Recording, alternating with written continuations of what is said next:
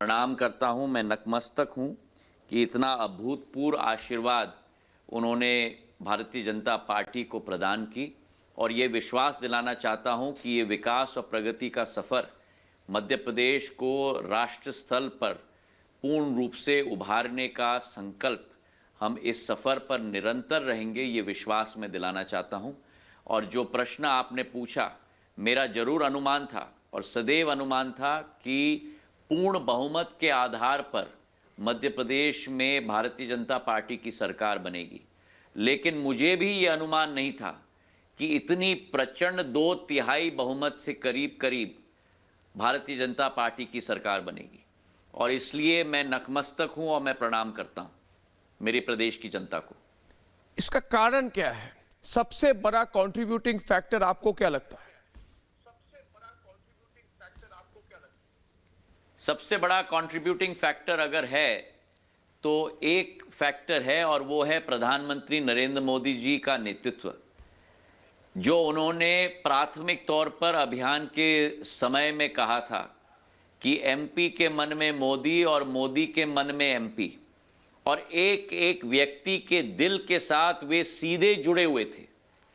और मैंने उनके सभाओं में मैं उपस्थित हुआ और जिस तरीके से लोगों के रोंगटे खड़े हो जाते थे जब प्रधानमंत्री जी बोलते थे, क्योंकि जब वे बोलते हैं तो विश्वास बोलता है, जब वे बोलते हैं तो एक अखंड संकल्प बोलता है, और उनके बात पर, उनकी गारंटी पर एक एक जन जन का विश्वास सदैव रहता है। एक अगर कारण है मध्य प्रदेश के इस अभूतपूर्व जीत की, तो वो प्रधानमंत्री नरेंद्र मोदी जी हैं। लेकिन उसके साथ भी मैं ये कहना चाहता हूँ आपके चैनल पर कि हमारे गृह मंत्री अमित शाह जी, हमारे राष्ट्रीय अध्यक्ष जेपी नड्डा जी, जो रणनीति उन्होंने बनाई, जो स्ट्रैटेजी बनाई, जो हर एक संभाग के लिए अलग स्ट्रैटेजी, बूथ तक के कार्यकर्ता को किस तरीके से उसका उत्साहवर्धन करें, किस तरीके से हर संभाग में अलग दृष्टिकोण के आधार पर स्ट्रैटेजी बनाया जाए, ये उनका योगदान भी इसका एक महत्वपूर्ण भाग है। और जहां तक मध्य प्रदेश की बात है, श्रेय अगर जाता है तो हमारे एक एक कार्यकर्ता को जाता है जिसने जी जान की मेहनत की और करो या मरो की लड़ाई के आधार पर ये चुनाव लड़ा। हमारे मुख्यमंत्री शिवराज सिंह जी को जाता है, जिनकी जन कल्याणकारी योजनाओं के तहत लाडली बहना एक उदाहरण है, जिसके तहत एक अभूतपूर्व विश्वास भारतीय जनता पार्टी के प्रति रहा। और संगठन को पूर्ण रूप से एकत्रित रखने में हमारे अध्यक्ष विष्णुदत्त शर्मा जी का एक बहुत महत्वपूर्ण योगदान रहा है। आज आपने एक रिएक्शन में सुबह शायद कहा था कि मैं दिग्विजय सिंह जी के हर बद्दुआ के लिए आभारी हूं, कि ऐसी कुछ बात आपने की थी। I am grateful for all his abuse. तो दिग्विजय सिंह जी तो आपको, आपके बारे में बहुत कुछ कहते रहते हैं, मगर आपको हर सभा में प्रियंका वाड्रा ने टारगेट किया, एक व्यक्तिगत तौर पर आपको टारगेट किया, आपको गद्दार कहा, और उसी बात पर उन्होंने वोट मांगी। अब मैंने जब सुबह आंकड़े देखे ज्योतिरादित्य सिंधिया जी, तो मैंने देखा कि हर जगह जहां पे उनकी ऐसी सभाएं थी वहां पे कांग्रेस पार्टी हार गई। और जिन जिन एरिया में आपका गढ़ है, मुझे नहीं पता आपने कितना विश्लेषण देखा है, मगर आपके गढ़ में वोट शेयर 5 से 7 से कहीं कहीं 9.5% बढ़ी है।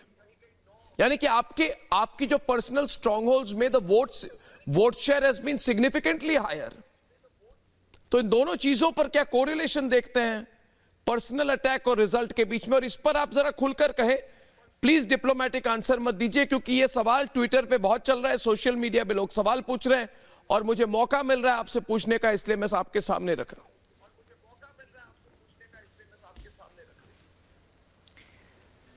अर्नब जी, 2018 के चुनाव में भारतीय जनता पार्टी को ग्वालियर चंबल संभाग में 34 में से महज 7 सीटें मिली थी। जब ये परिवर्तन हुआ, आज से नहीं लेकिन पिछले 3 वर्षों से कांग्रेस की बद्दुआ, कांग्रेस की गालियां, कांग्रेस के नेताओं का श्राप, कांग्रेस के नेताओं का अपशब्द का सामना मैं 3 सालों से कर रहा हूं जी। और मैंने सदैव संयम रखने की कोशिश की है और मैंने सदैव कहा है कि जवाब जनता देगी और 2020 के उपचुनाव में जवाब जनता ने दे दिया जब 28 कांग्रेस के विधानसभा के विधायक थे, उनकी विधानसभाएं थीं और 28 में से 19 विधानसभा कांग्रेस हार गई और उसके बाद भी जब अपशब्द, गाली, श्राप, बद्दुआ निरंतर चलता रहा, मैंने कहा कि 2023 की विधानसभा में जवाब क्षेत्र की जनता देगी और 7 सीटों से आज हम 19 सीटों तक हम लोग पहुंच रहे हैं, मतलब 3 गुना बढ़ोतरी हुई है ग्वालियर चंबल संभाग में। जी जी जी जी और जी जहां तक आपने एक विशेष नेत्री का सवाल किया है, जी उन्होंने मेरे परिवार के ऊपर कलंक लगाने की कोशिश की, जिस परिवार ने राष्ट्र के लिए सदियों से बलिदान दिया है। उन्होंने मेरे पूज्य पिताजी के 30 साल का पूर्ण बलिदान कांग्रेस पार्टी के लिए, मेरे पूज्य पिताजी ने अपने जीवन का बलिदान उस कांग्रेस पार्टी के लिए दिया था, उस पर कलंक लगाने की कोशिश की।